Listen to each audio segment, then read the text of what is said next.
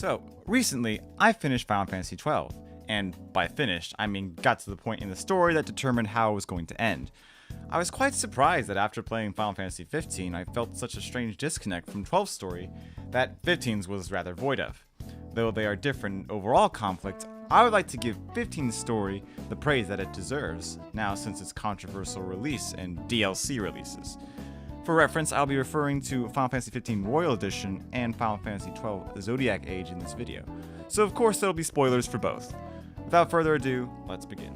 With blood. The sword of House Solidor cannot be left to rust in doubt. It was you, Excellency, who tempered that sword. Is this your idea of vengeance? It is my idea of necessity. Engaging yourself in a story, whether it be in movies, books, art, or even music for that matter, implies that there will be an overall change in how the characters are perceived. Perspective is the bread and butter of storytelling. Without perspective, actions can be justified by the exact ideals that the protagonist or antagonist can use, even though their motives are different. This concept is often used to develop conflict and dissent when a story needs them to add depth or complexity in that particular moment. However, there is a downside to this. This means that there are more ideas to juggle and organize by the end of the story, which is fine if they appear naturally interwoven into the narrative. It is another thing entirely, however, when an idea or character arc starts out of this conflict and never develops until the moment it needs to land, or it does not land at all. As a result, it clutters the story's main narrative with needless facts. You may think I am talking about Final Fantasy XII, but both games ended up falling for this trap.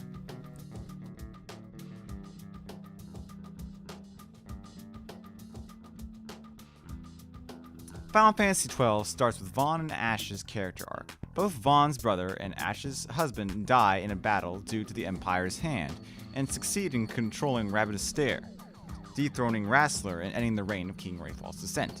Ash fakes her suicide in order to hide herself from the Empire, and in the future, Vaughn winds up with her and Vossler, the old King's Guard, after trying to run away from stealing Nethersight from the Empire, as were Fran and Balthier. Everybody but Ash and Vossler got caught, thrown in prison, and eventually escaped. They found one prisoner that they decided to release, and it ended up being the person suspected of killing Vaughn's brother, Bosk. Vaughn's trust was reluctant, but it set in, and Ash did as well. And they all agreed to assist Ash in her quest to restore the kingdom of Ravenous. After heading to Cloud City, they find that Ash needs to find proof of her birthright to King Wraithwall, and they all set out to find the Nethersight shards in order to use the power of the Ancients to push back the Empire. Also, they meet Larsa, Vane's brother, who wants peace between the Empire and Ravenous. After finding the Dawn Shard, Ash sees her prince in the shard's spirit, called the Mist, but Vaughn also sees Rassler as well. They are captured by the Empire, and Vaughn has to give back his stolen Nethersight, which turns out to be a relic known as the Dusk Shard. After stopping Judge Geese, they escape as the Empire's fleet is destroyed with the power of the Dawn Shard. They set out to Tatooine, recalling an ancient being who knew how to use the Dawn Shard, but to no avail. They seek Wraithwall's sword, the only thing that could destroy the now captured Nethersight, but they have to head to Mount Bur Almascae to find it. Once they find it, they come back to find the mountain destroyed and Larsa under abduction. They travel to the capital of the Empire, Arcadia, encounter the mind-mad of Dr. Cid, Balthier's father and the lead scientific head of the planning Nethersight War. He directs them to Garuvigan, where they would finish their fight, and though he wasn't there, Ash met the Urkuria, the gods of Ivalis, and gave her a sword powerful enough to destroy the Suncrest, the power that King Wraithwall used to reign with. There, she learns about Venat, the god who left to serve mankind, specifically Dr. Cid in his research. She finds the Suncrest and meets the true face of the person who killed Rassler and Vaughn's brother, Gabarenth. Okay, the twin brother of Bosk. While Miss Rassler encouraged her to use the power of the Suncrest to take revenge, they both, after much consideration, decide to let go of their past and kill the Suncrest to stop the Empire. Rassler is then revealed to be an illusion from Venat. They fight Garbarath, Dr. Cid, and win. Vayne, after a full-scale Senate takeover and assassination of the previous emperor that has taken place across all of these events, awakens the Sky Fortress Bahamut, and that's when I stopped and looked up the rest. They beat it, restored the kingdoms, and that's the end.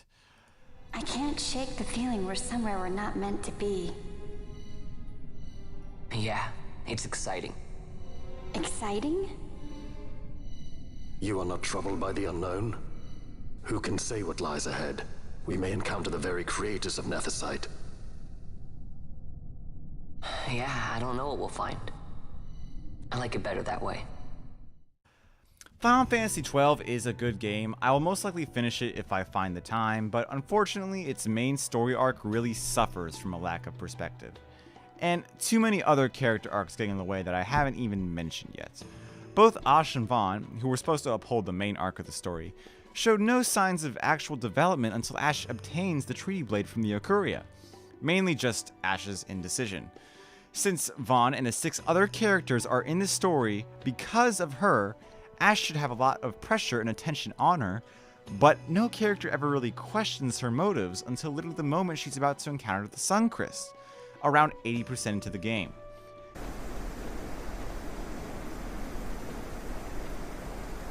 I wonder if she'll really do it. Take revenge against the Empire. I mean, I know how she must feel. It's hard, losing someone you care about. Something we all got in common. But you know, no matter how hard we try, we can't change the past. There's nothing that can bring them back. Still, sometimes when I close my eyes, I can see them so clearly. Illusions of the past. You think to have cast them off, only to find them years later, unwearying, unrelenting. The past can bind a man as surely as irons. Cut the true path. But will she? Not even Larsa, who wants to establish a peace treaty with her and the Empire, questions what preemptive measures the party had taken with his brother Vayne before they even met him. Balthier does see Ash's conflict and mentions it on their way to Arcades, yes. But it was more of a warning, if anything. Fran, Penlo, and Vaughn, as Balthier says, are just here to see how the story ends. Bosk has motives to stay in order to help clear his name from the title King Murderer, but since Ash never had the chance to establish herself as a leader at all, Bosk had to take that role, with Balthier as counsel. This is completely ignoring Fran's conflict with the Viera, Vaughn's reason for seeing Rassler in the mist and then all of a sudden not, Balthier's past with the Arcadian judges, and Penlo's character not changing at all. A little perspective while writing the story would have prevented these types of loose ends. Ash herself says that she misses the time where Ravenister didn't need the power of the Nethersite in order to justify destroying the Suncrest.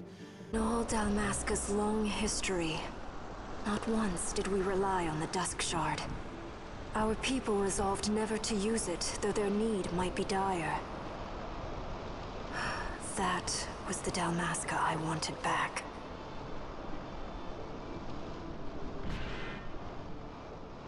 To use the stone now would be to betray that. You know, something that's happened in the past, which is what Vaughn, Bosk, Balthier, and Ash are trying to let go of. The point of the story and the main character arc. We've been gathering past relics for 70% of the game and decide to forego it, and it's because of something you missed in a time that's already passed.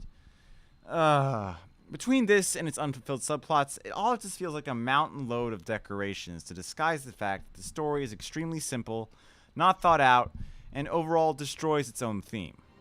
Your attack hurt me, nevertheless. My feelings, at least.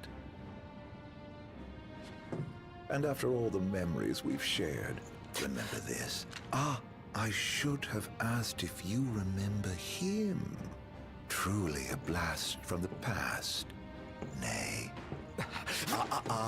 You mustn't take what's not yours. Final Fantasy XV's plot is not free of needless convolution, however.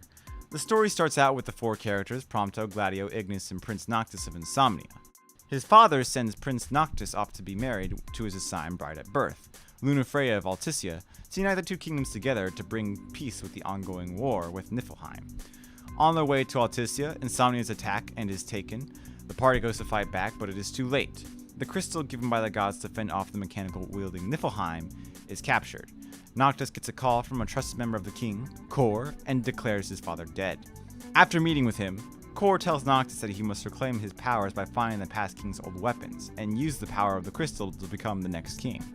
However, in addition to the gods calling him to be tested, a man named Arden begins to assist the 4 in their quest. He delivers them to a titan for Noctis and to be tested as king. After Noctis passes, he learns that Lunafreya is planning to awaken the power of the gods and possess the Ring of Lusai, a ring needed to use the power of the crystal. Arden, who the crew discovers is the Chancellor of Niflheim, continues to assist the group, helping them all the way towards Alticia, where Luna calls upon one of the gods and is hatefully rejected, causing only further destruction to the already invaded Alticia. Noctis kills the angry serpent. Luna runs to help Noctis but is killed by Arden. Ignis runs to help Noctis and wears the ring to fight Ravis, a servant of Arden who was a brother to the now dead Lunafreya, and Arden himself. This caused Ignis to become blind, and while he succeeded in defending Noctis, Gladio began to resent him due to his lack of interest in becoming king, now that both his father and fiancé are dead.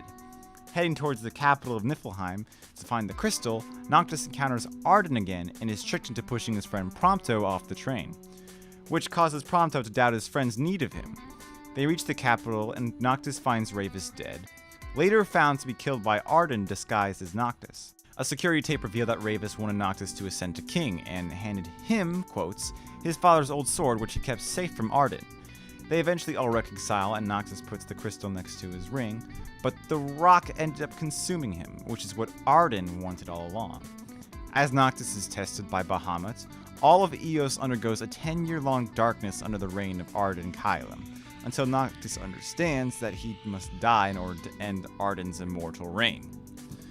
The 4 then reunite and restore Eos to what it once was, by killing Arden in the afterlife with the power of the old kings at the cost of Noctis' life. My vision hasn't improved, and probably won't. Yet in spite of this, I would remain with you all. To the very end. Sorry, but I object. War is a matter of life and death. But we'll be there. It's not about us looking out for him. Uh-huh. Well, then he should be free to choose. There's more to it than just what he wants. I know full well. I won't ask you to slow down. If I cannot keep up, I will bow out. What says His Majesty? Noct, you are king. One cannot lead by standing still. A king pushes onward, always accepting the consequences and never looking back. Gladio, Noct will take his rightful place, but only once he's ready.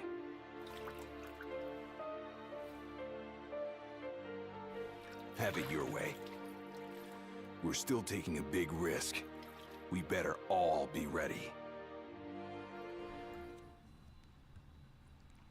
Like in all Final Fantasy games, they're about stopping an evil empire from a ruling land. But they are so different in nature. These two in particular contrast very heavily. 15 is not perfect, however. Unfortunately, 15's development really messed with the initial story presentation.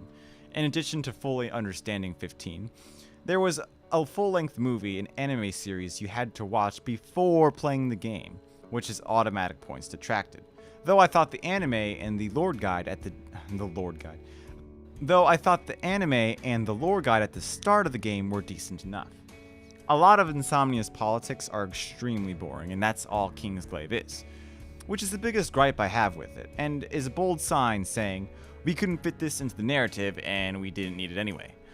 A lot of crucial story development, like how Ignis became blind, where Gladio and Prompto were in their absence in the game, and Ravis' true intentions were added later as well. So how does it stand? Well, characters like Cid, Sydney, Iris, and Allercapt were not very important and potentially needless. The only real criticism I can give is Prompto's character arc being completely unneeded and rather awful. The rest of the game's story stands up now that it's all put together. Now, why is that? Perspective and purpose with the characters. The four main characters have the same objective, but they all struggle with it in a different way. Prompto with how his friends perceive him since he's not royal blood. Gladio having confidence if he'll be strong enough to protect his king.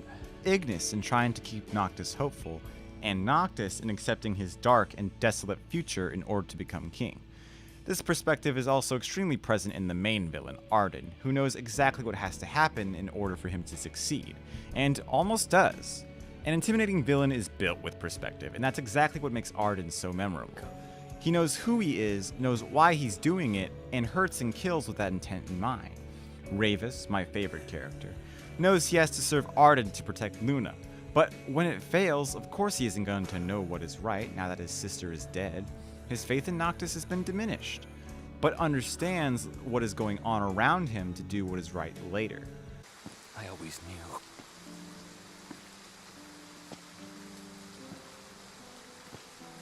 That you would face your fate without fear, fulfill your duty without regret. But part of me always hoped that I might see you happy one day, your burdens lifted, free to live and love as you please. You would have made a beautiful bride.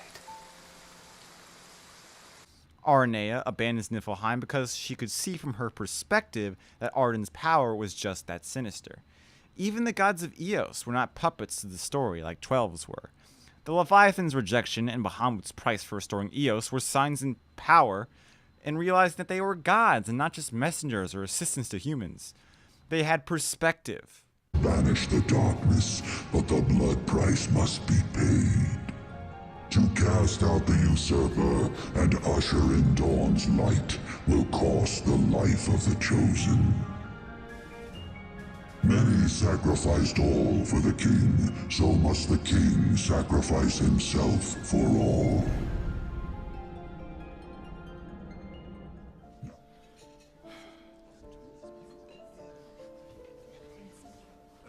Do you know what you would like this evening, Zara? Yes, I think I do. After reading a lot of overheated puffery about your new cook, you know what I'm craving. A little perspective. That's it. I'd like some fresh, clear, well-seasoned perspective. Can you suggest a good wine to go with that? With, what, sir? Perspective. Fresh out, I take it. I am, Very well. Since you're all out of perspective and no one else seems to have it in this bloody town, I'll make you a deal. You provide the food, I'll provide the perspective, which would go nicely with a bottle of Cheval Blanc 1947. I'm afraid It is really sad to think of 12's characters as underdeveloped, but their one source of perspective unfortunately was taken away for the majority of the story, and that person was Larsa. Larsa did struggle with his brother about peace for Arcadia, but Larsa couldn't offer that perspective to Ash due to the story's events, and Bane was too set on his own goals to provide Larsa with any sort of complications regarding his stance. Larsa really could have added a whole lot to the dynamic of the story. It's hard watching a family member make a decision that's selfish and hurts everybody. Larsa could have been 12's Ravis, somebody to blur the lines so that the characters feel vulnerable. But Larsa shows no hatred or animosity when his brother is killed, and decides to establish a peace treaty with that fact in mind. Sadly, this points out 12's main flaw as a story: using facts to characterize rather than events. In result, no character developed in any meaningful way. Perspective leads to conflict. Conflict allows for decision-making, and decision-making does not really happen for any part of 12's story. If they are not told where to go, they figure it out due to an ancient myth or by history that's already passed, rather than figuring out what's happening around them. Nobody but the villains can think for themselves, and characters like Vossler and Garab, this name, are too off-screen to have any real impact, mainly to ensure us of what we already know. As a result, my attention was only kept by the bait of something that appeared to be happening. And Ash's one big decision is essentially decided on a whim. Every protagonist in 12's story beams in ignorant confidence and struggles very little. 15's story really surprised me in that regard. It is unfortunate that there are great stories like 15's that are shot down due to poor marketing, salesmanship, and awkward gameplay mechanics. I actually liked the 12's Zodiac job system, but the story was not rewarding in any way, and I had to stop. While I disliked 15's gameplay, the story really kept its best cards for last. 15's characters did not need to mention their past every 5 seconds, and that's the sign of people who truly let go of their past. They live in the now and look forward to the future, no matter how bleak it might seem or how much it costs them. They knew what they needed to do now. For 15, it wasn't about their past or restoring anything that we haven't seen. It was the idea of self-worth and active faith in what they must do, not blind faith in what they are told to do according to something that has already happened.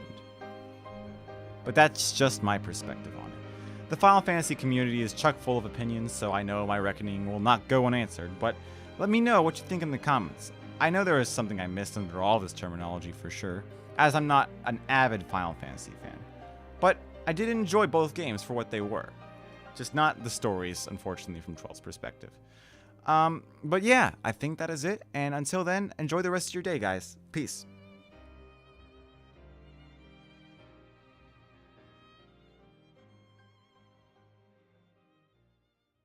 Perspective.